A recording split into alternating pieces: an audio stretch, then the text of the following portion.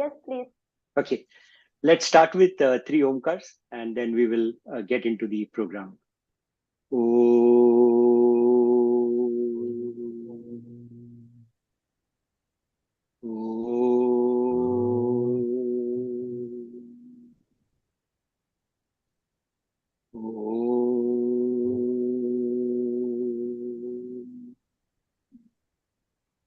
I offer my love and pranams at the divine lotus feet of our beloved Bhagwan Baba and pray to Bhagwan to bless us in this wonderful meeting, wonderful satsang that we are having today. Thank you, Brother Nikita, for arranging this call with the devotees from Moscow. And I welcome Brother Amey Deshpande to this satsang that we are having with the devotees from Russia. All of us actually know Amey. We have seen Amey across in Prashanti Nillayam number of times speaking. We have also heard him on the Radio Sai. So most of us have already seen and heard him. But for those who have not seen Amey, I would like to just give a very brief introduction to Brother. So Brother Amey actually was with Swami School somewhere in 1993. And then post that he moved on and he was in Middle East. And that's why I also have a second connection with Amey being in the Middle East and also knowing his dad and mom. After that, he did his chartered accountancy, and then Swami called him back in 2003 when he did his MBA in Swami's College. Post that, as Swami would bless all his children and specially blessed Amey to continue his study, pursue further in 2006 with MPhil. And in 2007, he was given the gold medal for distinction in MPhil. Сайрам, дорогие братья и сестры, мы приветствуем вас и наши божественные поклоны, поклоны божественным стопам Бхагавана, и мы просим его благословить сегодня нашу встречу. У нас сегодня в гостях Амей Дешпанде. Многие из вас, может быть, уже видели и знают его по сатсангам из Прашанти Нилаям, из различных выступлений, которые он проводит по всему миру. Но для тех, кто не знает брата Амея, небольшое вступление о его истории с вами. На самом деле он учился в школе с вами и еще с молодых лет у его стоп. И затем он какое-то время находился на Ближнем Востоке, и вот Суреш, брат Суреш знает его по тем временам, знаком с его еще его родителями. Бхагаван так или иначе приглашал Амея и призывал его на разных стадиях его жизни и развития, и обучения. Вот в 2003 году он снова вернулся в Прашанти Нилаям, получал там образование высшее, закончил в 2006 году в 2007 и получил золотую медаль. И так или иначе после этого он связан. So Amey has had a beautiful satsangs and contacts with Swami. Sorry. So Amey has had beautiful experiences with Swami. He has attended so many satsangs, have been very closely seen Swami, heard Swami, and also heard number of talks and interviews that Swami has given to the larger crowd of people who come to Prashanti Nilayam.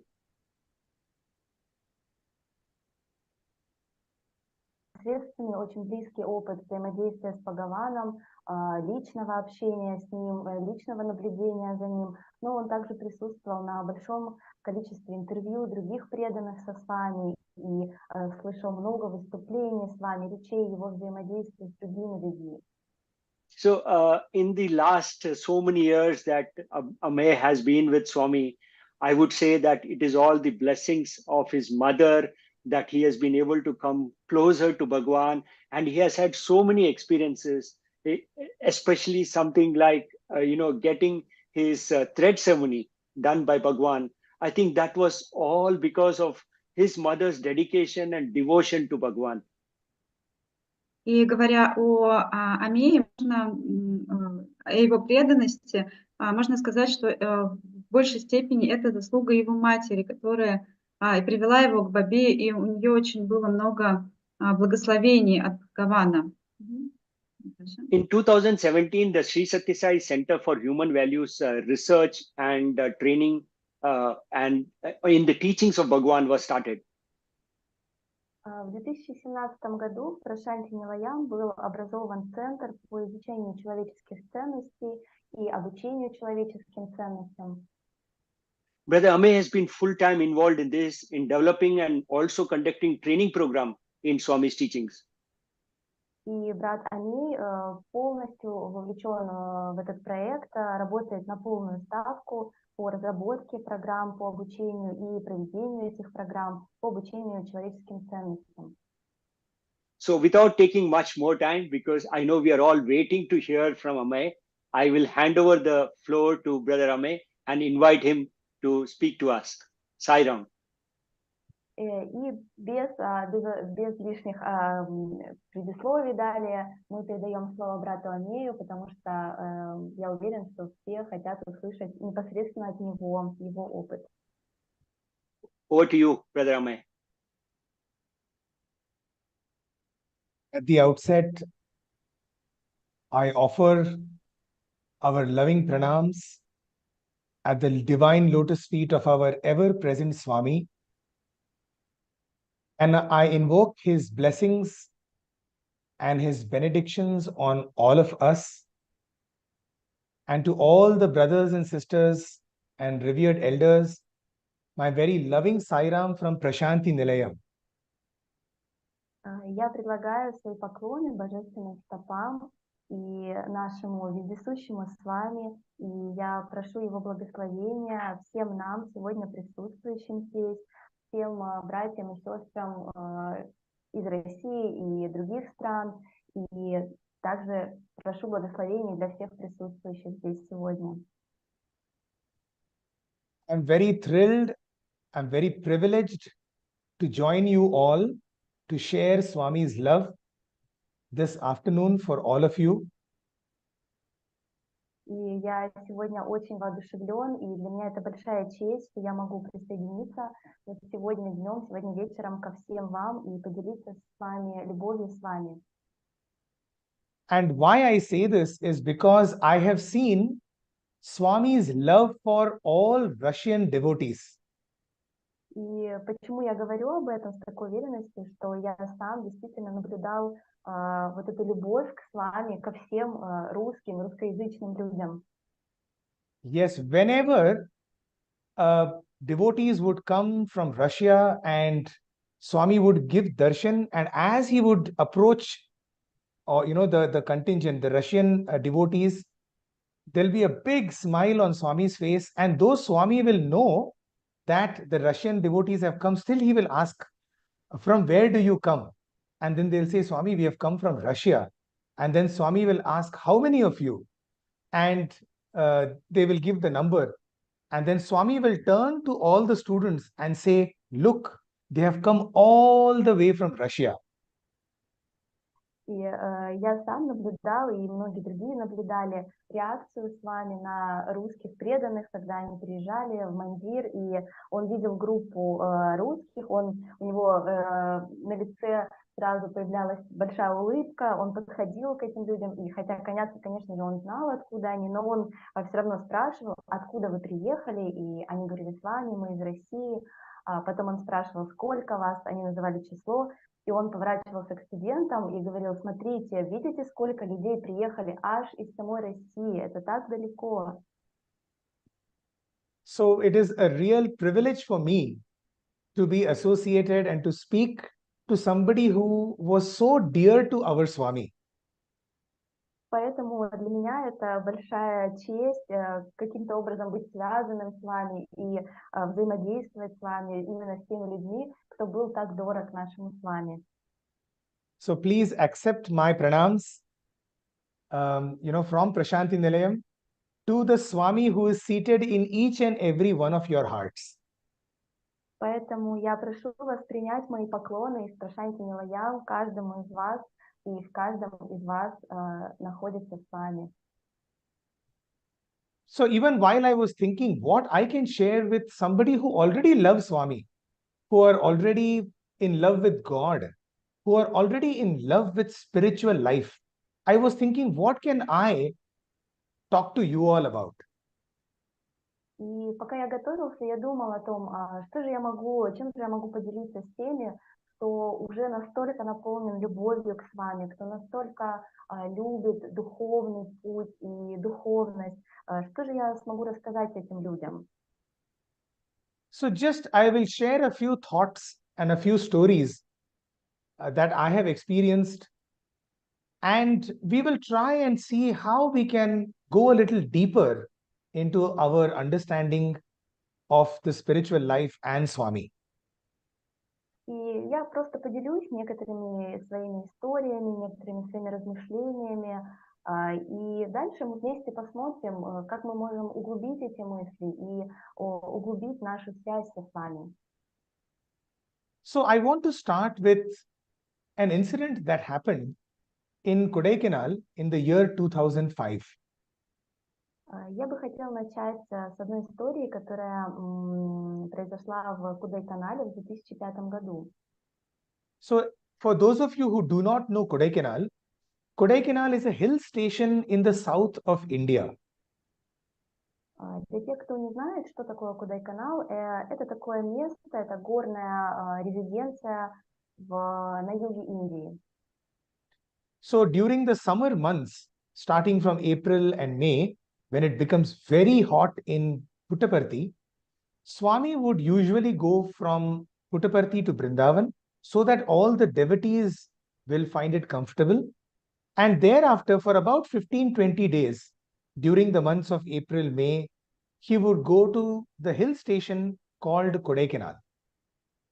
И практика во времена с вами была такова, что во время жарких месяцев, летних месяцев, когда в Путтапарте становилось очень жарко, это время апреля, мая, с вами переезжал сначала во Вриндаван, ближе к Бангалору, а затем на где-то 15-20 дней уезжал в Kodaikanal вместе со своими преданными для того, чтобы им было комфортнее переносить эти жаркие месяцы. So when Swami would go to Kodaikanal, he has a beautiful mandir where he would stay. It is called Sai Shruti. В Кудайканале у Свами есть прекрасный мандир, который называется Сай Шрути. Это место, где он останавливался. Usually when Swami would go to Kodaikanal, he would take a few students with him, about 20 to 30 students, and we would spend time with Bhagwan in his mandir, the Sai Shruti. И обычно, когда с вами отправлялся в Кудайканал, он брал с собой порядка 20-30 студентов для сопровождения, и все мы оставались вместе с ним вот в Сай Шрути в Кудайканале. So one evening, as we were all preparing for the evening bhajans, Swami was asking one of the elders to see whether all the preparations for the bhajans were ready. И вот однажды вечером, когда мы готовились к вечерним баджанам, с вами спрашивал некоторых старших преданных о том, все ли готово, как идет подготовка. So the devotee came back, the elder devotee came back and said, Swami, all the devotees are waiting for you. The bhajan hall is packed. И тот преданный, которого с вами отправил посмотреть, готово ли все к вечерним баджанам, он вернулся и доложил с вами, что весь зал уже полон преданных, там нет места свободного, все готовы и ожидают начала. So Swami looked at all of us and said, see how much devotion all of these devotees have. И с вами тогда посмотрел на нас, студентов, и сказал, смотрите, видите, сколько преданности у всех этих людей, собравшихся здесь. Because Kodaikanal can get quite cold. It can be like 1 degree, 2 degree. And even in such a cold temperature, so many devotees would stand for hours just to get a glimpse of Swami. И несмотря на то, что погода в Кудайканале, поскольку это горная местность, может становиться достаточно холодной ближе к вечеру, там 1-2 градуса тепла, но несмотря на этот холод, огромное количество людей собиралась на даршане, стояла там часами в ожидании с вами. So we all agreed when Swami said, see how much devotion they have. We all agreed, we all nodded. И, конечно же, мы все согласились, когда с вами сказал, что посмотрите, сколько преданности у всех этих людей. Мы закивали головами. But what struck us was the sentence that Swami spoke afterwards. He said, while the devotion is good, I don't want your devotion. Но что поразило нас на самом деле, это та фраза, которую с вами сказал после этого. Он сказал нам, что несмотря на то, что преданность – это очень хорошо. So that was quite a surprising statement by Swami, that Swami God is telling us that I don't want devotion. Но поскольку он сказал, что преданность – это, конечно, хорошо, но я не хочу преданности. И мы на самом деле были шокированы таким заверением, потому что как же так, как это услышать одновременно, что преданность – это хорошо, но Бхагаван не хочет преданности. Just imagine, if God does not want devotion, then what does God want? Просто представьте себе, что если Бог не хочет преданности, тогда чего же Он хочет? So even as I was thinking, what is Swami trying to explain? Swami said, I don't want devotion, I want transformation. И пока я тоже размышляла над этой фразой и думал, чего же хочет с вами, он сказал, что я не хочу преданности, я хочу трансформации. So that is what Swami said that day. And he went on to explain, he said, devotion can come and go. That is, when we go to the church, or when we go for bhajans, or when we go to some devotional place, for just that moment, we can get devotion. And soon after we step out of the church or the mosque or the temple or the bhajans, our devotion also goes down and we are back to our normal life. И дальше с вами разъяснил эту фразу. Он сказал, что преданность, она может приходить и уходить. Например, когда мы посещаем какие-то религиозные места или места поклонения, мы приходим в храм или на баджаны, то на какое-то время мы действительно чувствуем воодушевление и преданность. Но как только мы покидаем эти места и возвращаемся к своей привычной жизни, наша преданность тоже может уходить куда-то. But Swami is saying, what I want is your transformation. Transformation, once it comes, it cannot go. You cannot untransform. Once you transform, it stays forever. Но трансформация, когда она происходит, она не может никуда исчезнуть. Когда она происходит и случается, она всегда остается. Это то, что неизменно. So that is what Swami wants from all of us.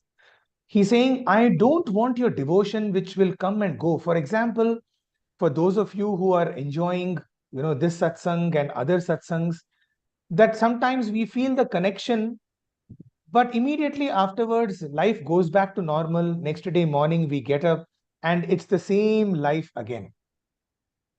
И это то, чего с вами хочет от всех нас. Он хочет вот этой трансформации, потому что, да, на какое-то время мы объединяемся, мы вот так общаемся, взаимодействуем, чувствуем эту связь, чувствуем преданность и вдохновение. Но уже буквально на следующий день мы просыпаемся и возвращаемся снова к своей привычной жизни, где все так же, как и было раньше.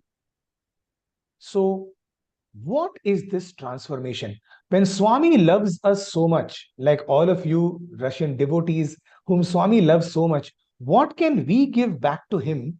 We can give him our transformation of our heart. И что же такое вот эта трансформация? Если мы говорим о том, что с вами так сильно любит нас и нас, вот русскоязычных преданных, что же мы можем дать ему взамен за эту любовь? Мы можем дать ему трансформацию своего сердца. So now let us understand what is this transformation. И что же такое эта трансформация? Давайте сейчас подумаем. So I will just present to you 3 steps of transformation.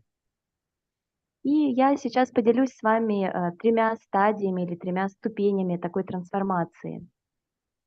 So the first thing that we all have to do, and which we all have done, is what I would call the first step, which is add God to our lives. The first A is add God to our lives. И первый шаг, я бы назвал его первой буквой А, это добавьте Бога в свою жизнь. Я думаю, что большинство из вас уже сделали этот шаг. I will request the sister who's translating to use your own word. I'm going to use 3 A's, but you can Yes. then kind of translate it into something that will be very catchy for all of you. So the first Yes. A is to add God to our lives. И первая буква или первый необходимый ингредиент – это добавить Бога в свою жизнь. So you see, in our life, we have so many, we have so many positions. We have my family, my country, my apartment, my car, my titles, my education. We have so many my.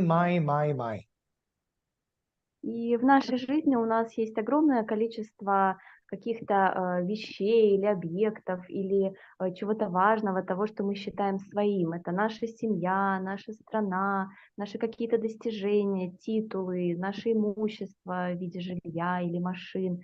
Очень много того, что мы называем своим. And for each one of us, this, there's a level of importance. For example, for somebody, my job is very important. For somebody, my family is very important, number one in my life. For somebody else, my possessions, my house, my car may be very important. So each one has a 1, 2, 3, number one, number two, number three. И у каждого из нас есть какая-то своеобразная определенная градация по значимости этих вещей или людей в нашей жизни. У кого-то на первом месте работа, для кого-то семья важнее всего, кто-то очень печется о своем имуществе. И у нас есть такой своеобразный приоритет, что для нас на первом месте, что на втором, что на третьем. So in this long list of, my, the first thing we can do is to add God to that long list by saying, my God, right? So just like my family, my children, my parents, my house, in that long list, just add my God as well. Whichever God, my Christ, right? My Sai Baba, whoever is your chosen deity, just add to that long list of my. И вот первый шаг добавить Бога в свою жизнь заключается в том, чтобы вот в этот длинный список важных каких-то вещей или людей в нашей жизни, чтобы мы добавили Бога в той форме, в которой Он нам близок, будь это Иисус Христос или Сай Баба или какой-то другой Бог, которому мы поклоняемся, чтобы этот Бог был тоже в нашем списке, и чтобы тоже мы могли назвать Его своим и сказать «мой Бог». What we will slowly notice, that is all we have to do, that whenever we think of whatever are my possessions, I also take one of my possessions as my God, my Swami, my Sai Baba, my Christ, whatever is your, and then you will slowly but surely you will notice that this entity, this divinity in our life will slowly start moving up the ladder, and slowly it will become number one in our lives. И как только мы добавим вот этого своего собственного Бога в этот список, в той форме, в которой он нам дорог, мой Иисус, или мой Сай, или мой любой другой Бог, когда мы добавим его в этот длинный список тех приоритетов, которые важны для нас в жизни, мы начнем замечать, что постепенно вот эта божественность, эта форма Бога, она начнет подниматься в списке приоритетов, и к какому-то моменту она займет первое или главенствующее значение в наших важных вещах. So let me tell you, most of us, what we do is we have already added, because we are all listening to this Satsang, I presume that we all have already added God to our lives. But the one difference is that God should not become, a side dish. When we are eating, especially if you have eaten in India, and I'm sure even when you all have your dinner, you will have one main item, and then there will be so many other small items, right? So what we have to do is, even if we choose like God to be our salt, it has to be there in every item. Without salt, there is no taste to this, to the food. Similarly, can I add this my God into every item of my life? И важно не просто добавить Бога в свою жизнь или в список своих приоритетов, потому что наверняка те, кто сегодня слушает и присутствует на этой встрече, уже так или иначе добавили давно Бога в свою жизнь, и Он присутствует в их жизни. Но важно сделать так, чтобы Бог был не каким-то добавочным блюдом в нашем меню, да, как, например, в любой кухне, да, есть основные блюда, есть какие-то блюда как закуски, и важно, чтобы Бог был как соль, как тот ингредиент, который присутствует во всем, и без которого любое блюдо является безвкусным и теряет свое значение, свой смысл. Также и Бога мы должны добавить как главный ингредиент во все остальные сферы нашей жизни, в каждую сферу проживания этой жизни. So slowly what happens is God becomes a part of everything in our life, whether it is now my home, my family, my job, whatever activity I am doing, just like salt in everything, slowly but surely God becomes a part of everything. И так же, как соль наполняет и делает вкусным любое блюдо, также постепенно, но уверенно Бог становится в нашей жизни важным ингредиентом не просто сам по себе, но Он становится важной составляющей каждой другой сферы нашей жизни. Он становится ингредиентом и частью моей жизни в доме, моей жизни в семье, моей жизни на работе, любой деятельности, которой я занимаюсь, в любой из них Бог занимает важное значение. So let me tell you one incident over here to explain this concept further. Позвольте мне рассказать об одном случае, чтобы проиллюстрировать этот пример. When I was in school, in Swami's school over here, one thing I must tell you is that all the students who study over here, we are pampered by Swami. We get everything. We get free education. We get free food. We get almost everything is given by Swami to us. И когда я учился в школе с вами, и вообще, что нужно знать о студентах с вами, о тех, кто учится в его школах, о том, что он балует нас по полной программе, все нам дается бесплатно, само образование бесплатно, еда, любые угощения, праздники, возможности, он заботится обо всем. So, when I was in school, I was a little boy in my 8th class.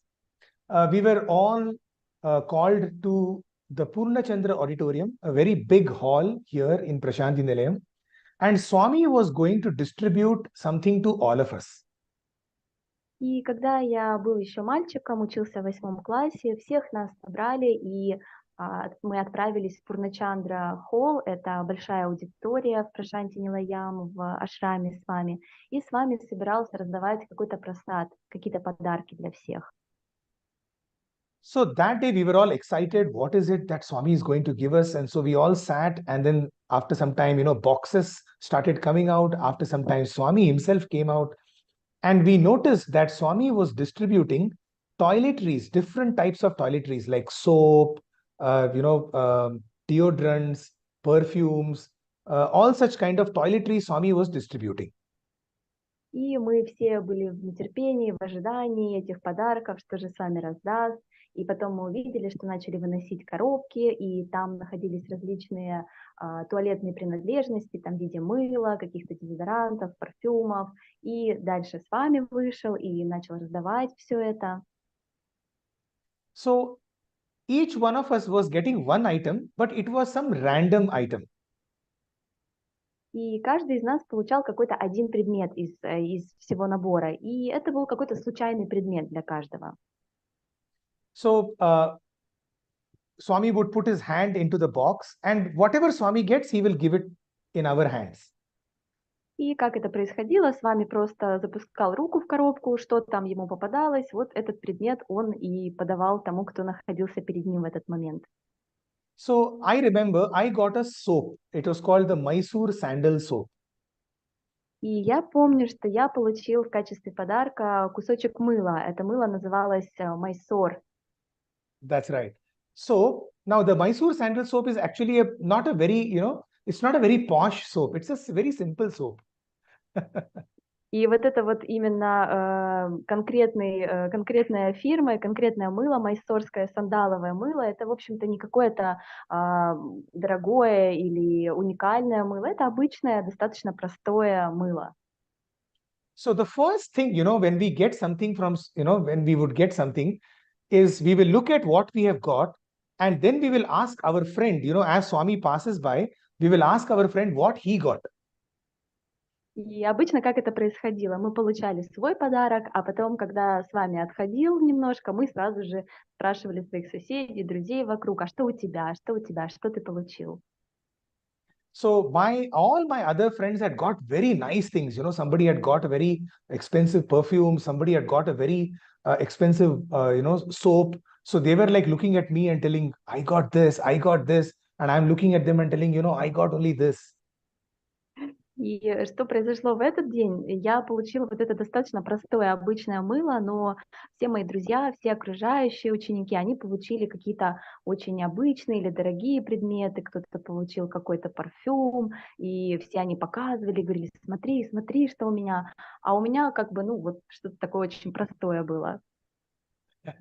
So like this, everybody was comparing and contrasting what each others have got. Swami had finished the entire distribution, and then Swami had gone back and he stood on the stage, which is there in Purnachandra Auditorium. И вот таким образом мы все сравнивали, там кто-то хвастался, показывал, что у кого. Свами тем временем закончил раздачу прасада и вернулся на такую сцену Пурначандра аудитории. And, even as we had not noticed that Swami is actually gone and stood over there, we are still, comparing and we are asking each other, etc. Suddenly we noticed that Swami is standing, waiting for us. So we immediately, we folded our hands and we looked in Swami's direction. И мы на самом деле даже вот во время того, как мы обменивались и хвастались друг перед другом, мы даже не заметили, как с вами уже закончил и вышел на сцену и стоял и смотрел в ожидании, когда мы обратим на него внимание. И мы увидели, что он стоит там, и мы сложили руки в поклоне и обратили на него внимание. And after that, as we looked at Swami, he asked all of us, he kind of very loudly, he said, have all of you got? Has anybody been missed? Have all of you received?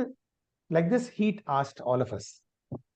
И когда мы посмотрели все на него, он очень громко спросил, все ли получили, у всем ли досталось, у всех ли есть прасад. So we all said, yes, Swami, we have got. И мы все ответили, да, с вами у нас все есть. After that, what Swami said was one of the most beautiful statements. He said, okay, boys or students, you all have got. Now tell me, who wants me? И тогда с вами сказал что-то очень важное. Он сказал, хорошо, мальчики, ребята, студенты, вы все получили. А теперь скажите мне, кто хочет меня? Yes. You see, and all of us, that time I still remember we all just looked at Swami and we didn't know what to answer. Swami quietly turned and he went back into his room. И мы тогда посмотрели на него, и мы не знали, что ответить, и он просто развернулся и ушел. This particular incident made a very deep impact on me. You see, in our lives also, everything that we have, whatever we may have a house and car and family and job, whatever, even including problems, everything is his prasadam. It is his gift to us. И вот этот случай произвел на меня очень большое впечатление, потому что вот я сейчас думаю о том, что все, что мы имеем в своей жизни, все наши достижения, все наше имущество, даже наши проблемы, все это является на самом деле просадом или подарком от Него. And God is giving whatever we have. But what do? We don't see who is giving, but we are all the time comparing. Oh, my friend has got better. My boss may have got something better. My subordinate. We are all the time comparing our lives, what all we have in our life. His house versus my house, his car versus my car, his job versus my job. We are all the time comparing, forgetting that it is actually prasadam of God. И вместо того, чтобы увидеть, что все, что мы имеем, это на самом деле просад от Бога или подарок от Бога, вместо этого мы сравниваем постоянно, мы завидуем, мы говорим, вот, у кого-то лучше, у кого-то больше, у кого-то не так, как у меня. И вместо того, чтобы посмотреть на то, что у нас есть или что нам дано, посмотреть на то, кто это дает и кем это дано, и увидеть все как просад от Бога. And even while all of this is happening, God is patiently waiting for us to turn our attention to Him so that He will ask us this question: I am the one who has given you all of this. When will you want me? И пока мы занимаемся вот этим сравнением постоянным, у кого что есть, Бог терпеливо ждет, пока мы обратим свое внимание наконец на Него и посмотрим на того, кто дает все это, и наконец-то захотим получить Его, а не то, что Он дает. So that is the most important question we have to ask ourselves. Instead of spending our time, comparing whatever we have, let us see who has given it to us, whatever we have, and let us ask from Him for Himself. И это самый важный вопрос, который мы должны задать сами себе, чтобы вместо того, чтобы смотреть и сравнивать, что дается кому, чтобы мы, наконец, спросили и попросили самого Бога. So that is the first step, which is let us ask for Him. Let us add Him to our life, into everything that we have. Let us see His energy, His divine energy and grace behind everything. И вот это и есть самый первый шаг, который называется «добавить Бога в свою жизнь». Это значит попросить Его самого стать нашим, добавить Его во все, что мы делаем, чтобы Его божественная энергия присутствовала и наполняла все аспекты нашей жизни. Once we are able to do this, we are able to add God. So how can we add God? By having a constant conversation with Him about everything. Even if we have complaints in our life, let us complain to God instead of complaining to someone else. Whether it is our family, whether it's our, all our successes and our failures, let us offer it to Him. Whether it is our pain or whether it is our pleasure, let us offer it to Him. И как мы можем добавить Бога в свою жизнь? Самый простой способ – это постоянно общаться с Ним. Вместо того, чтобы рассказывать и жаловаться, и делиться с другими людьми, мы всегда можем рассказывать и говорить об этом самому Богу, о наших неудачах, о наших успехах, о наших достижениях, радости и боли. Все, что с нами происходит, мы можем предлагать Ему непосредственно. So once we are able to do that, slowly but surely, we will come to the second stage. And that is, first stage was add God to our lives. The second stage will be allow God into our lives. И когда мы сможем сделать это, то постепенно, но обязательно мы придем к следующей ступени. После того, как мы добавили Бога в свою жизнь, следующей ступенью будет позволить Богу войти в нашу жизнь. Allowing God means allow God to take over our entire life. Позволить Богу войти в нашу жизнь – это буквально позволить Ему руководить всей нашей жизнью. So whenever we add God, we will find a lot of miracles in our life. He will do incredible things when He has to enter into our lives. Когда мы позволяем Богу войти в нашу жизнь, когда мы добавляем Его в свою жизнь, потом позволяем Ему управлять нашей жизнью, мы станем свидетелями огромного количества чудес, которые Он может совершить в нашей жизни. Once we allow Him, we will start seeing His presence. So He will start teaching us how to lead our lives. И когда мы позволим ему руководить нашей жизнью, быть в нашей жизни, присутствовать в ней, мы увидим, как он направляет нас, как он нас обучает, как он ведет нас. So even regarding this allowing God into our lives, I will narrate a small story. И я хочу рассказать небольшую историю, которая проиллюстрирует вот этот пункт. So one of the most important things in our life is we always think I am doing, I am achieving, this I. You know, we talked about my. Now we are talking about I. И когда в первой части я говорила о том, что о каких-то своих достижениях, о вещах в своей жизни мы говорим мое, то касательно какой-то деятельности в нашей жизни мы постоянно говорим: я сделал то-то, я там добился того-то, я получил то-то. Мы также очень много якаем.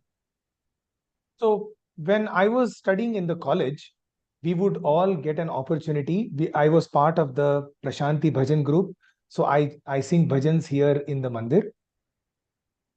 И когда я был еще в колледже студентом, я также был членом Бхаджан Групп, это группа исполнителей баджанов в Прашанти Нилаям, и все мы исполняли баджаны перед Бхагаваном.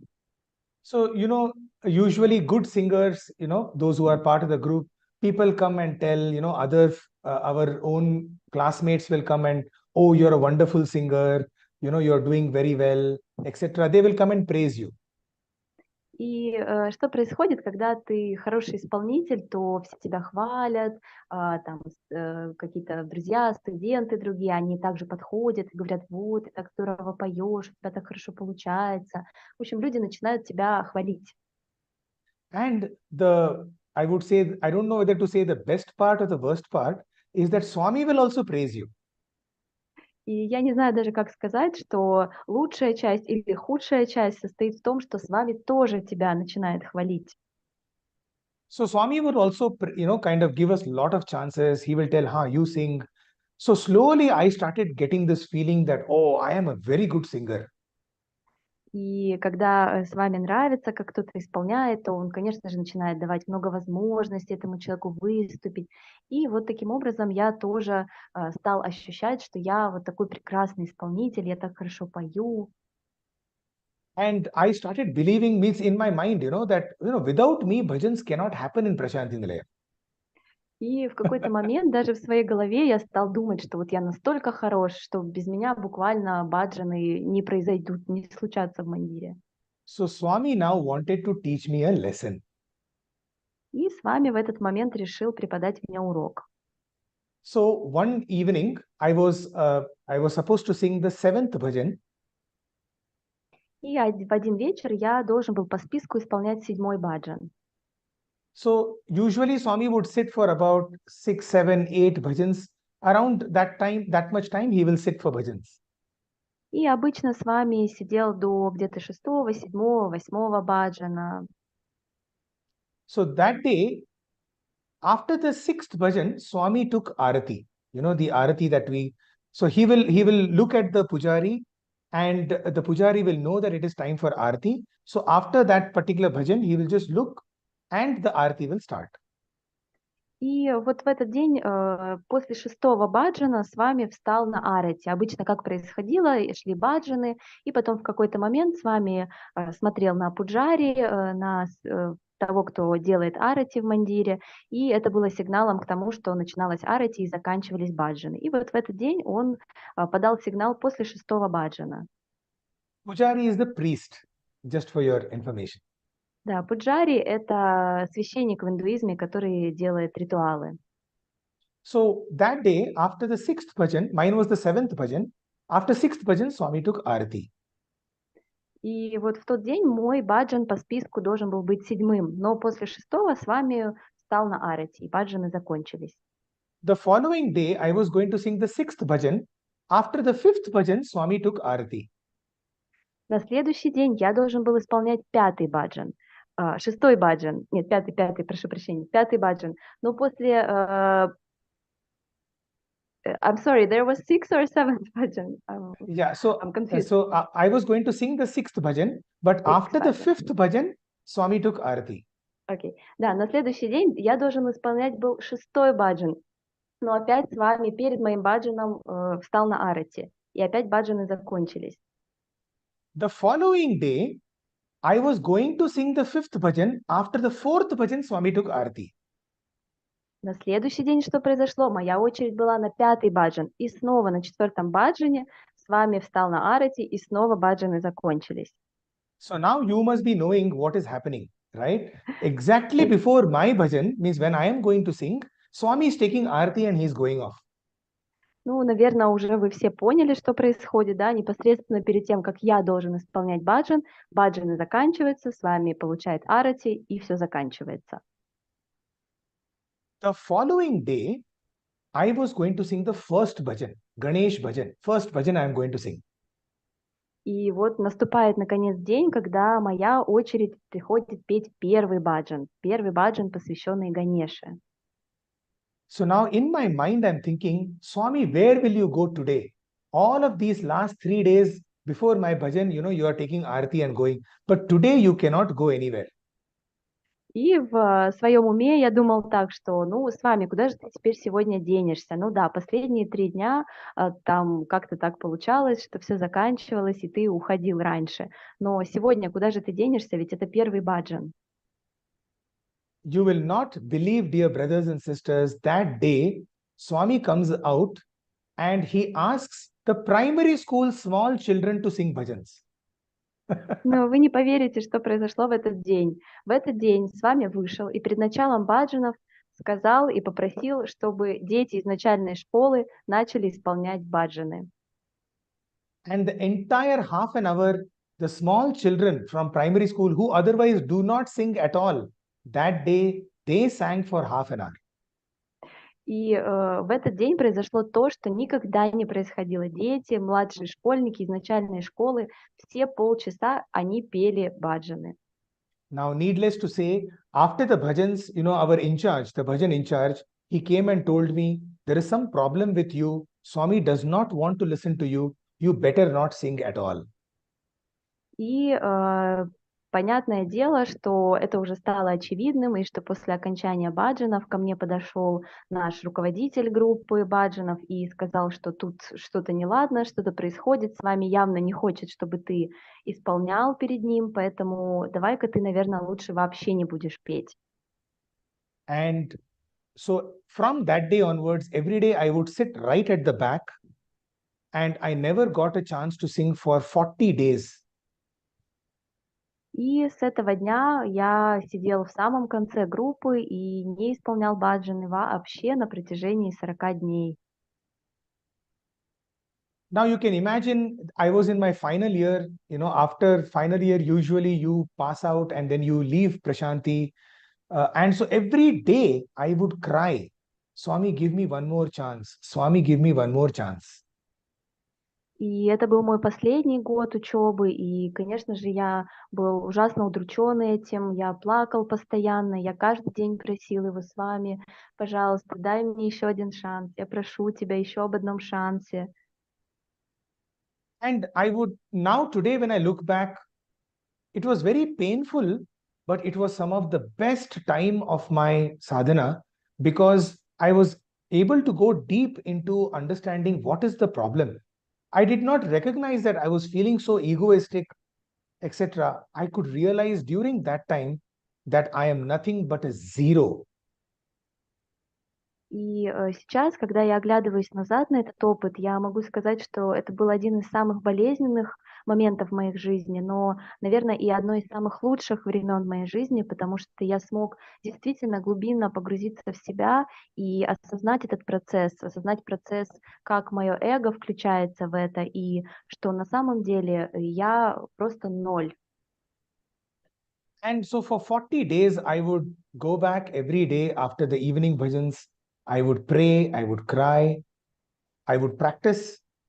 And after, so yeah, I'll take, you can translate that. И вот на протяжении этих 40 дней, каждый день после сессии баджанов я возвращался обратно в комнату, я молился, я плакала, я продолжал практиковать баджаны, исполнять их сам с собой. After about 40-45 days, my bhajan in charge said, why don't you you try today. Let us see what Swami, what is Swami's reaction. So he gave me the third bhajan to sing. I was slotted to sing the third bhajan. И вот примерно через 40-45 дней вот такой вот практики, уединения, руководитель по баджанам, он подошел ко мне и сказал, ну, давай попробуем сейчас, мы посмотрим на реакцию с вами на твое исполнение, и мне назначили исполнять третий баджан по счету. That evening, Swami came out, and after listening to the Vedam, И с вами в этот вечер вышел в мандир, и после того, как закончились веды, Swami asked 4 speakers to come and speak in front of him. и после того, как закончились веды, вместо баджанов с вами пригласил 4 спикеров выступить с речью перед ним. So usually, once in a while, Swami will make that happen. But it could also mean that because now 4 speakers have spoken, there won't be the usual half an hour bhajans. There will be only a short bhajan, session. И как обычно происходило, если с вами приглашал вот нескольких спикеров, то сессия баджанов, конечно, сокращалась, и вместо того, чтобы баджаны длились полчаса, а с учетом того, что было целых 4 спикера, то подразумевалось, что сессия баджанов будет очень короткой. So after the 4 speakers spoke, they spoke for almost 1 hour, 15 minutes each. After that, Swami looks at the bhajan group and he says, let's have 2 bhajans. И после того, как все спикеры выступили, а это заняло больше, примерно около часа, с вами посмотрел на баджан-группу и сказал, ну, давайте исполним пару баджанов. Now in my mind, I started, complaining. I was saying, Swami, why only 2 bhajans? You know very well that I am singing the third bhajan. И опять в своем уме я начал диалог с вами, я начал жаловаться, и говорить с вами, ну как же пара баджанов всего, ты же прекрасно знаешь, что я исполняю третий баджан, почему только 2? So I am praying very, very fervently. I'm praying very hard. Swami, please, Swami, I know I am nothing. I am zero. I am nobody. И я начал истово молиться и просить с вами, пожалуйста, с вами, дай мне возможность. Я знаю, что я никто, что я просто 0. And as the second bhajan got over, because Swami had already told we will have 2 bhajans, the priest, he lit the arati after the second bhajan got over. И поскольку с вами уже в самом начале сказал, что давайте исполним всего 2 баджана, священник уже был готов пуджари зажечь огонь, он зажег огонь и уже готовился к арати. But as Swami got up to receive the arati, Swami looks at us and says, we'll have 1 more bhajan, sing 1 more bhajan. И когда с вами уже поднялся для того, чтобы получить арати, он вдруг посмотрел на нас и сказал, ну, давайте еще один баджан послушаем. And I immediately started, because Swami had asked, I immediately started, and that is how I got another opportunity to sing bhajans. И поскольку я был уже готов, я сразу же начал петь, и я вот таким образом получил снова возможность исполнять баджаны перед ним. The reason I am telling you this is because that day I realized that he can choose anybody to do anything for him. If we are able to keep in mind that we are nothing, that we are zeros, there is no more I, there is only he. He is the one who is doing everything in our life. Then automatically he takes over our entire life. И вот в этот день, почему я делюсь с вами этой историей, я понял в этот день, что он может выбрать любого человека для того, чтобы сделать все, что угодно. И мы на самом деле являемся просто нулями, мы не представляем из себя что-то огромное и значительное. На самом деле это он управляет нашей жизнью, и он руководит всем, что в ней происходит. That day I realized that our ego must go. И в этот день я понял, что наше эго должно нас покинуть.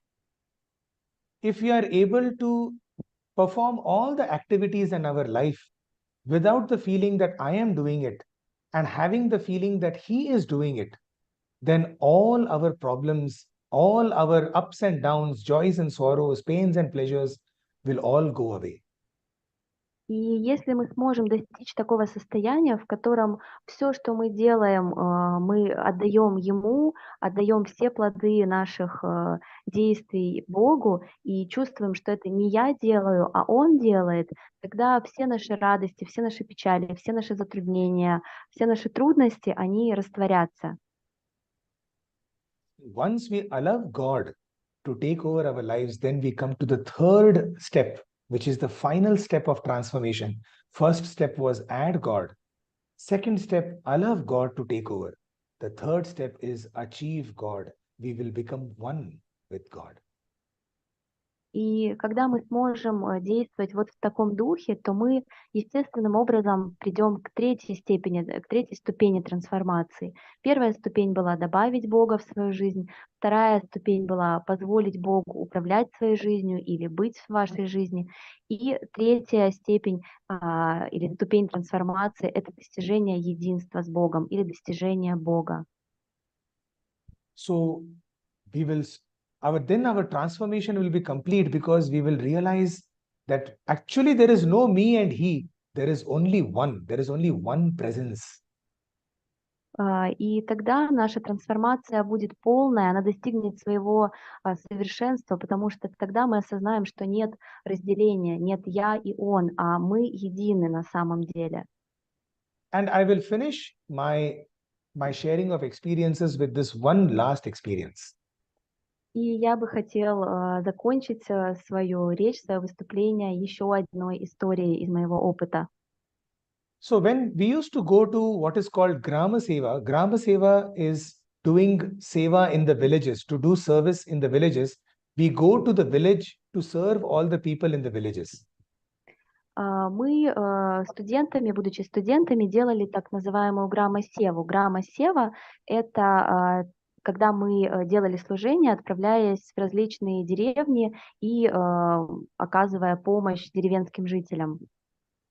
So every year, during the holy 9 days of Navaratri, every day we will go into the village. We will take Swami's prasadam and we will hand it over. We give clothes, sweets, food to all the people. From door to door we will go and give. This is what we used to do as service in the village. И когда вот мы были студентами, каждый год во время Наваратри, это индуистский праздник, когда 9 дней празднуется, посвящается богине матери, каждый день мы отправлялись вот в какую-то деревню и раздавали там деревенским жителям одежду, сладости, продукты питания. Вот это называется грама-сева, такой проект служения. And it's a very interesting exercise, because many students who join over here, they come from cities. They have never seen a village in their life. И это очень такая интересная практика, потому что очень много студентов, которые учатся в образовательных учреждениях с вами, они приезжают из городов, являются городскими жителями и могли бы даже в своей жизни никогда не бывать в деревне и не видеть эту деревню и не знать, как она вообще выглядит. And if you see the villages in and around Puttaparthi, they are very poor. The people don't have even a proper house many times. И если вы когда-то были в окрестностях Путтапарти, то вы могли видеть, что деревни окружающие, они достаточно бедные, там живут самые простые люди, у большинства из них даже нет какого-то действительно настоящего дома полноценного. And so for many students, it's a life-transforming moment when they see such kind of poverty. And even though people are living in the villages, they are happy. The small children will be smiling, they will be dancing, they will be playing. It touches the heart. Many students have changed their careers, after going for a Gram Seva. People who wanted to go abroad and study, they decide that they will stay in the motherland and serve the motherland. И для многих студентов вот такой опыт служения в деревнях, служения вот таким самым простым людям является очень большим трансформирующим опытом, потому что для них это происходит большое осознание того вообще, как живут люди в их стране. Многие из них даже меняют свои жизненные планы вместо того, чтобы отправиться куда-то за границу учиться, в престижные заведения, остаться там. Многие студенты после такого опыта решали остаться на родине и действительно служить своей стране на благо ее жителей. So on one day rather, we had gone to a particular village. We served the village. We came back to Prashanti, and every day, whenever we would come back, Swami in the evening, he will ask, today, which village did you go to? How was the seva? How many people were there? Are the people happy? Like that, he will ask us questions. И вот так одним днем после такой севы мы вернулись обратно, и каждый день с вами вечером по окончанию служения он спрашивал нас, куда вы сегодня ездили, сколько там было жителей, были ли они довольны, счастливы, как все прошло. So that day, we had gone to a village called Janakampalli. И в этот день мы отправились в деревню, которая называется Джанакампали. Right. And so when we came back, Swami asked, we said, Swami, we had gone to Janakampalli. Swami said, oh, okay, Janakam. As if, of course, he knows everything. But like he said, oh, Janakampalli. And then he said, did you meet Radhamma over there? И когда мы вернулись вот после служения в этой деревне, и с вами нас спросил, где вы были, мы сказали, что с вами мы были вот в этой деревне, Джанакампали, и с вами так сказал, то, о, Джанакампали, как будто бы он знает. Ну, на самом деле, конечно, он все знает, но вот при упоминании этой деревни он так показал, что он знает конкретно это место, и он спросил, видели ли вы там одну женщину. So he asked about a particular lady, her name was Radhamma. И эту женщину звали Радхама, и он спросил конкретно, видели ли мы эту женщину. We don't usually ask people's names, so we were, clueless. We just said, Swami, who is this lady? We don't know. И, конечно, выполняя служение, мы обычно не спрашивали имен всех жителей, поэтому мы посмотрели на с вами удивленно и сказали, нет с вами, мы не знаем, а кто эта женщина. And then Swami started describing her house. Swami said, when you go to the village, then when you take the first left turn, then the last house on that, like that, Swami started describing her house as if Swami has gone to her house. И когда мы спросили, кто она и кто эта женщина, с вами стал описывать нам ее дом. Вот вы приезжаете в эту деревню, вам там нужно пройти туда-то, вот последний дом там-то. То есть он стал описывать конкретно, где она живет. So we were still clueless. We were not able to, figure out which is that. But when we had gone to the village, there was one lady who had, when we were serving Swami's prasadam, she had brought from her own kitchen a small little savory, what is called ragi mudda ball. You need not translate that, but it is basically a small millet, made of millets. It's a small item which is made of millets. She came and gave it to us. И в то время как мы все еще были в затруднении определить, кто же все-таки эта женщина, то мы вспомнили, что во время служения была одна женщина, которой, когда мы дали ей прасад, она тоже вынесла нам взамен тоже определенный прасад. Это был такой шарик из крупы определенной, который делается вот в этом регионе, ну такой, как закуска определенная. So Swami tells us, when you had gone to that house, that lady brought you one millet ball. Do you remember that? И тогда с вами сказал, что вот вы помните, когда вы ходили вот в этот дом, там одна женщина, она вынесла вам вот этот шарик съедобный. So we said, yes, Swami, we remember that lady had, she brought us that, a small little savory ball. И тогда мы вспомнили, и мы сказали, да, точно с вами, да, была вот такая женщина, она нам дала это угощение. Then Swami said, that lady who brought, her name is Radhamma. И тогда с вами сказал, что вот эта женщина, которая вам дала это, ее имя Радхама. So we were all thrilled because, imagine some lady somewhere in some village, Swami knows her name, Swami knows her house, Swami knows what happened, so we were all thinking how lucky that lady is.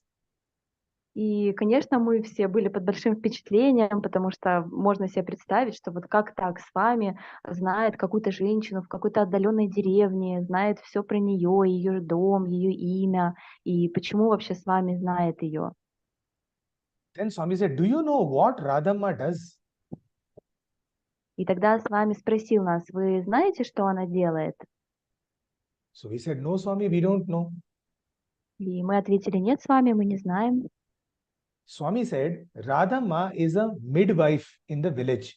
Midwife is a lady who helps with deliveries, whenever any lady Yes. wants to deliver in the... Yes, Yes, please. И с вами сказал, что Радхама, она является акушеркой в этой деревне, она помогает принимать роды. So in India, because all the villages don't have hospitals, so you need somebody to be, in the village to help.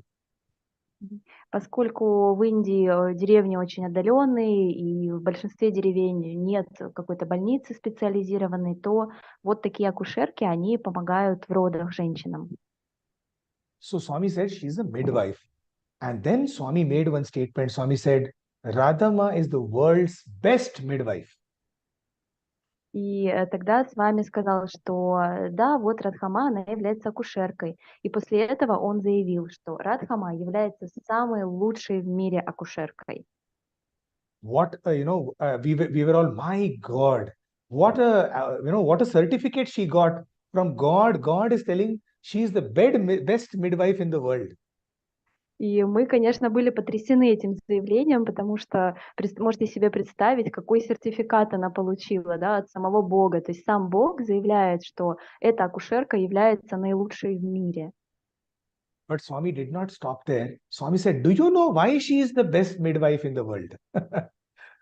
Но с вами на этом не остановился. Он спросил нас, вы знаете, почему она является наилучшей акушеркой в мире? Then Swami said, there are thousands of nurses and thousands of doctors in the world, but Radhamma is better than all of them. Он сказал, что да, конечно, в мире тысячи докторов, тысячи медсестер, тысячи профессиональных акушерок существует. So we were all just listening to Swami. My God, Swami is, for him, all the nurses and all the doctors are one side and Radhamma is on the other side. И несмотря на это, Радхама все равно является самой лучшей среди всех них. Мы, конечно, были просто в изумлении пребывали от такого заявления, потому что, как вот можно себе представить, да, на одной стороне все лучшие образованные врачи и профессиональные акушерки, и на другой чаше весов вот одна такая деревенская акушерка Радхама. Then Swami said, do you know why? И тогда с вами спросил, вы знаете, почему это так? Because, Swami went on to explain, because whenever Radhamma goes in for a delivery, с вами сказал так, что она является наилучшей, потому что когда бы она ни отправлялась на роды, before she enters into the room for conducting the delivery, she closes her eyes and she prays, Swami, you please do this delivery through me. You come into me and you help in this delivery. потому что когда она отправляется на роды, перед тем, как войти в комнату с роженицей, она закрывает свои глаза и произносит молитву, что с вами, пожалуйста, ты войди в меня, и ты проведи, и ты прими эти роды через меня, ты сделай это. And the moment she prays, this is Swami's words, the moment she prays, I enter into her and I do the delivery. And when I do something, it has to be the best. И с вами дальше продолжу, что именно в этот момент, когда она вот так молится и просит меня, я действительно тогда вхожу в нее, и я принимаю эти роды. А если я делаю что-то, то я делаю это самым лучшим образом. Dear brothers and sisters, this is the formula for our life. It is not just Radhamma, but each and every one of us can be the best in our lives. All we need to do is, before we do anything, whether it is our personal life, whether it is our professional life, whatever we do, all we have to do is, Swami, you do this through me. And then Swami will take over. And when Swami does something, it is the best. И, дорогие братья и сестры, это и является наилучшей формулой для всех нас, для нашей жизни. Это то же самое лучшее, что мы можем сделать в своей жизни. Это вот такая же молитва. Это не только Радхама может делать, но и мы также должны делать перед каждым своим действием, перед каждым каким-то своим решением в жизни. Мы должны молиться и просить с вами действовать через нас. Тогда все, что мы будем делать, будет делаться наилучшим образом. So we all have the opportunity to get Swami into us, right? Channelize his divine energy through our own words, our own actions, and our own thoughts. И у нас у всех есть вот такая возможность позволить с вами через нас действовать, стать каналами его божественной энергии.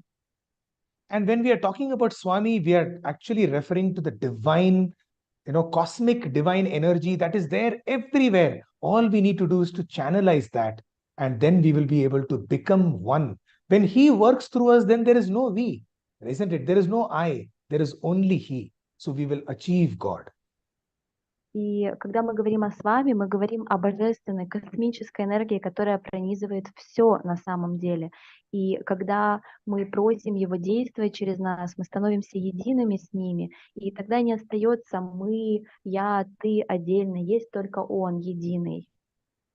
So that is what I wanted to share with you. The 3 steps of how we can give this transformation to Swami, which is first, we add God into our life. You make him the center of our lives. The moment we make him the center, then he will take over our entire lives. And once he takes over our entire lives, automatically these lives become his. We will start achieving God. И вот то, о чем я хотел сегодня с вами, чем я хотел с вами сегодня поделиться, это очень важные 3 шага трансформации, когда мы добавляем сначала Бога в свою жизнь, делаем его центром своей жизни или главным приоритетом, постепенно, естественным образом отдаем ему руководство своей жизнью, и тогда также естественным образом, как продолжение этого процесса, мы становимся едиными с ним. So this is what I wanted to share with you, dear brothers and sisters.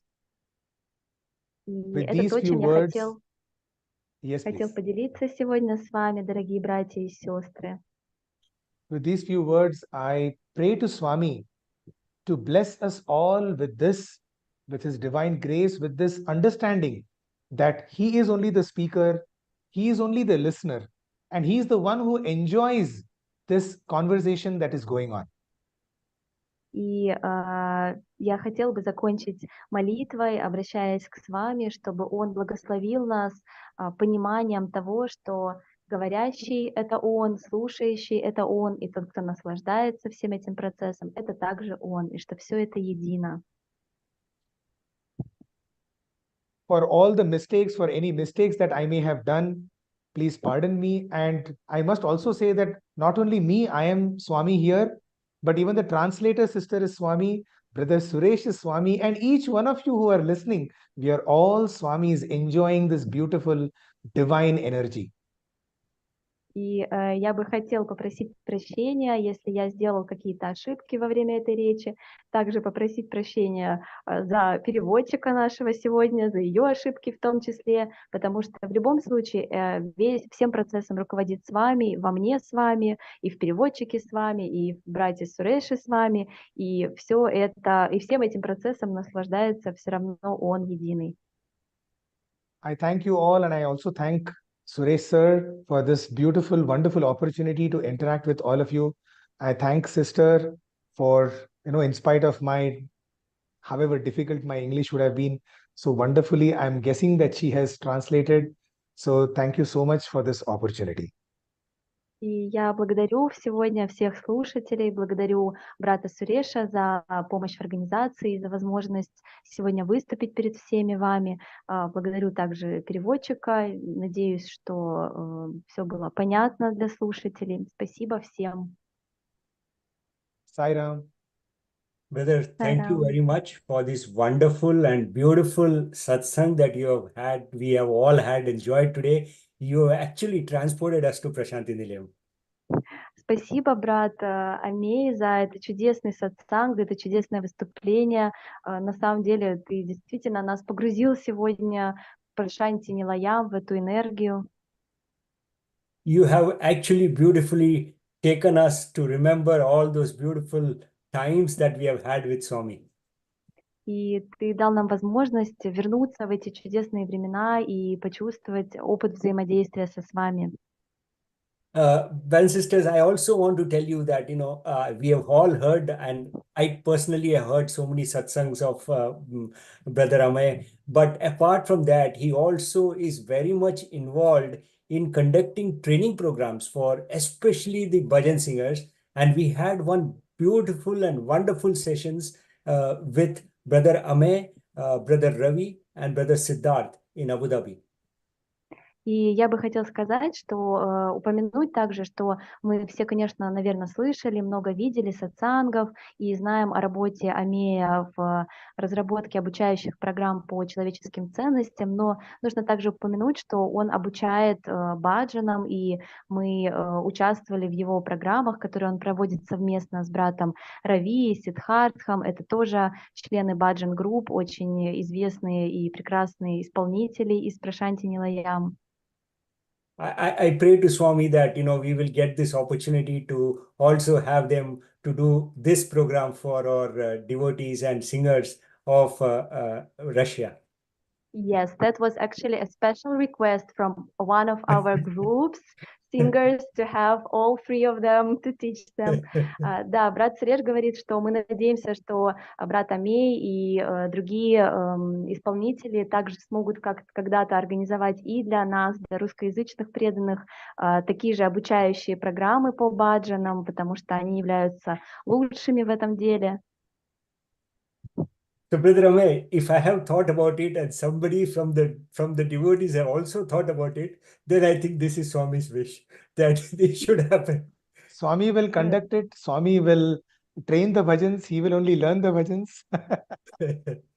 Да, я сказала, что у нас был отдельный запрос от группы, которая обучает баджанам, исполняет баджаны в России, и они были бы очень счастливы получить и участвовать в такой обучающей программе, и брат Суреш говорит, раз я озвучил это, раз эти мысли сошлись, то, наверное, это как раз то, чего хочет с вами, так что, возможно, когда-то мы сможем организовать эту программу обучающую, и Амей говорит, что да, это все с вами хочет, с вами исполняет, с вами учит и с вами наслаждается.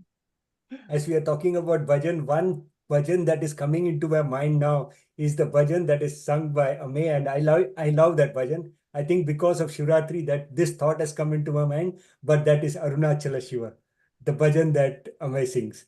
So thank you, brother. Before I close, I would like to call Brother Nikita so that he could conclude with the final words. If there are any questions, sister, we can take that up. И сейчас мы будем завершать наш сатсанг, и перед тем, как мы попросим нашего брата Никиту выступить с завершающим словом, может быть, у кого-то есть какие-то вопросы, которые сейчас мы можем ответить, и брат Амей может ответить, пожалуйста, пишите, озвучивайте. There are many gratitudes on YouTube channel where this video is now going on, and they're saying that it was very useful. Some people are saying that it was so touching that they were crying, and they are very grateful for this satsang. Yes, the idea of all of these satsangs is to take us a little bit closer to our inner Swami. And if we are able to do that, if anything that we do, whether it's meditation, whether it's listening to satsangs or bhajans or seva or balvikas, SSE, whatever we are doing, the whole idea, the Shri Satya Sai Global Council, every Sai organization, all the activities of the Sai organization have only one objective: to connect us with our own divinity. We are all divine. We are all Swamis. Да, если и есть какая-то главная цель у вот таких встреч, у таких сатсангов, у вообще всего, что мы делаем на нашем духовном пути, когда мы молимся, медитируем, выполняем севу или поем баджан, у всего этого самая главная цель — это ощутить единение со своим божественным началом, потому что в каждом из нас внутри оно присутствует, и почувствовать с ним связь, соединиться с ним — это и есть наша задача. И все мероприятия, которые организует глобальный совет и другие организации САИ, все делается только с одной целью, чтобы мы почувствовали свою внутреннюю божественность и прикоснулись к ней. So now that we have this love for Swami in our hearts, let us keep going. Let it not be like the devotion that Swami said, which comes and goes. Let it be, let it actually build into transformation. И вот когда у нас есть такая огромная любовь к Свами, давайте же превратим эту преданность в действительно устойчивую трансформацию. Sai Thank you, sister. I think I also need to thank you for this beautiful, and I know every time we have a meeting, you are there to help us translate and to also communicate with all the devotees who are assembled here today. My loving Sairams to each of you who have joined us today. And let me call over Brother Nikita to come forward. Sairam. Да, спасибо большое, спасибо за обратную связь. Нам писали в чате слова благодарности. Вопросов пока что нет, поэтому мы будем заканчивать и попросим Никиту, если он хочет сказать заключительное слово, чтобы он выступил. Сайрам, огромное спасибо за помощь в организации этого чудесного сатсанга. Я хотел выразить нашему брату Сурешу и, конечно, огромное спасибо брату Амею за такой чудесный рассказ. I'm very grateful for the organization of this meeting to Brother Suresh and for our brother Amey for this wonderful satsang and for this beautiful talk you gave today. Для нас очень важно находиться на связи с саи-преданными во всем мире, но особенно с саи-преданными в Прашанти Нилаям. It is very important for us to keep connected to all the Sai devotees in the world and of course especially to Prashanti Nilayam.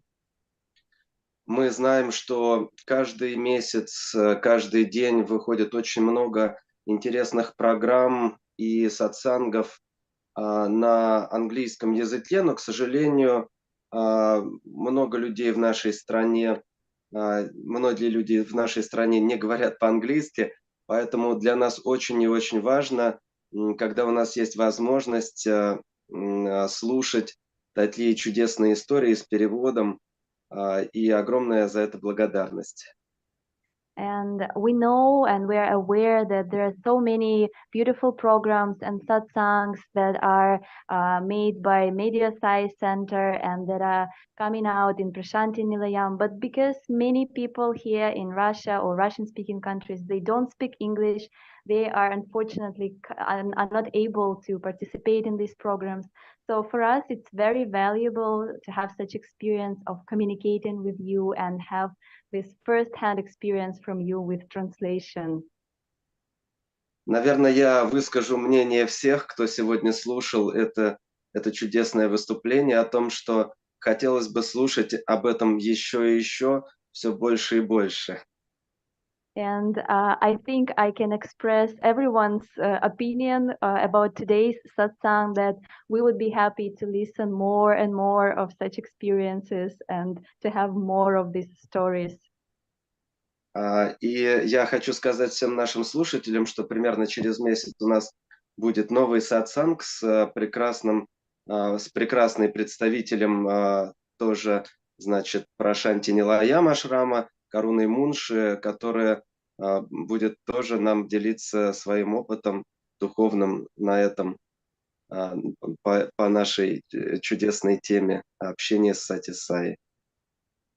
Yes, and in 1 month we would have another satsang with another beautiful devotee from Prashanti Nilaiam, Karuna Munshi sister. She would share her experiences with the divine also, and we are eagerly waiting for this satsang also. Конечно, было бы очень интересно узнать о том, чем занимается Центр развития общечеловеческих ценностей в Прашанти Нилаям, в котором брат Амей принимает участие, работает, и очень хочется надеяться, что и эта возможность у нас тоже будет. And of course, we are very eager to know about the programs which is Center on Human Values in Prashanti Nilayam is doing, and we would be very glad to have any experience of communicating with you on this topic and to know about your programs, your activities, and maybe we can collaborate on some programs which you can also help us with here. Most definitely. I welcome you, to be part of the Center for Human Values. We would love to have your inputs as well. So, Brother Nikita, if the group from Russia is anytime going to Prashanti Nilayam, we can always have one session separately for you with Brother Amey, Professor Sudhir Bhaskar, so that they can all come together, give you a great experience of what is happening in the Satya Sai Center for Human Values. And they can also guide and tell us about how they are developing the training programs and how this could also be brought forward to Russia. Yes. Да, брат Сереж говорит, что если какая-то группа от Глобального совета из России или русскоязычных стран будет в Прашанти Нилаям, то брат Амей и руководитель этого центра по обучению человеческим ценностям с удовольствием предоставят какой-то небольшой обучающий курс по своим программам, по тому, как можно тоже создавать эти программы. То есть они будут рады взаимодействовать и поделиться своим опытом. Да, спасибо большое за это предложение. Это очень здорово, и мы обязательно воспользуемся этой прекрасной возможностью. Thank you very much for this information, and we would be very happy to use this opportunity. And please let us know if you have any online programs available for us so far, so we can also join and collaborate on this, because it's very important for us. Yes, we do have. Yeah, we do have. Да, я спросила, может быть, есть какие-то онлайн-программы у них, которые будут доступны для нас в том числе. Он сказал, что у них есть, и они нам тоже с нами поделятся информацией об этом. So, Brother Amey, we can try and coordinate one program with you and Professor Sudhir Bhaskar, just to give an overview to them about the entire program of human values and how the work is going on researching on Swami's teachings, etc. I will coordinate with Brother Nikita, and then I will come back to you on what could be the probable dates. Sure. Да, брат Сереж говорит, что давайте инициируем такую программу обучающую, которую организует Центр по обучению человеческим ценностям из Прашанти Нилаям, где они бы смогли сделать для нас какую-то онлайн-сессию для преданных из России и русскоязычных преданных о своих программах, о том, что они проводят, как, и поделиться с нами опытом и повзаимодействовать, да, по этому вопросу. Да, спасибо огромное. Вот этого бы очень хотелось, и мы будем обращаться с вами, чтобы это произошло и реализовалось наилучшим образом. Yes, we would be very happy to have such communication and such program with you, and we would be praying to Swami so it will happen in the best way.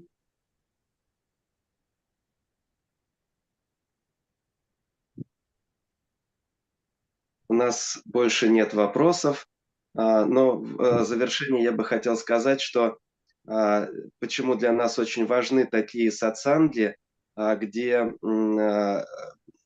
люди, студенты, школьники, которые очень близко общались с вами, могут рассказывать об этом, потому что даже сейчас, приезжая, многие люди только недавно узнают о вами, приезжают в ашрам, ходят в музей Джоти, и смотрит вот все эти прекрасные экспонаты, слышит рассказы об этих чудесах, и не все люди могут даже в это поверить, потому что настолько это выглядит сказочно и необычно. Очень многим людям сложно поверить даже в то, что мы в свое время могли наблюдать просто физически приехав и просто приходя на даршины. Постоянный вот этот какой-то невообразимый поток чудес, переживать удивительную любовь, переживать вот эти удивительные божественные состояния, уроки на пути духовного развития каждого из нас. Поэтому, конечно, это в эту эпоху, когда уже у нас вот сейчас на данный момент нет физического контакта с вами, конечно, эти рассказы, они очень-очень для нас важны.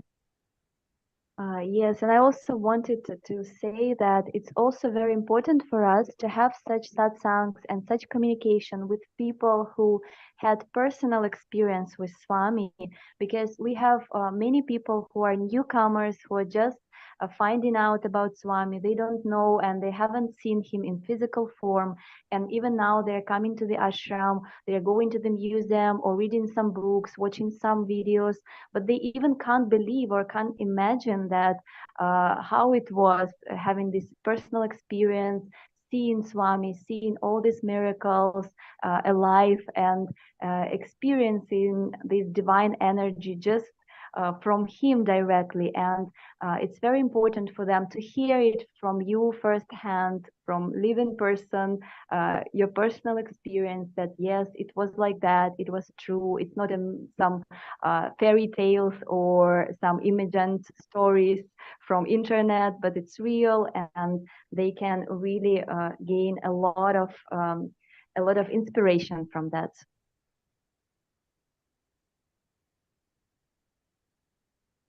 Мы еще раз благодарим брата Суреша, брата Амея, и давайте на этом завершим нашу встречу. Yes, thank you again, brother Amey, brother Suresh, and we are concluding this satsang for now. Ом и 3 раза Шенти.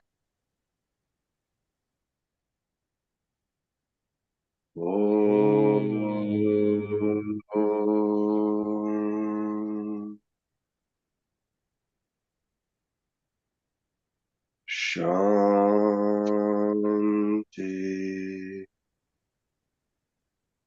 Shanti.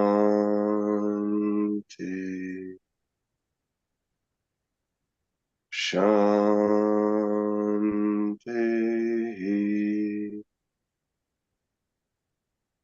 Thank you, sir. Sai Ram. Sai Ram. Om Ram. Sai Ram.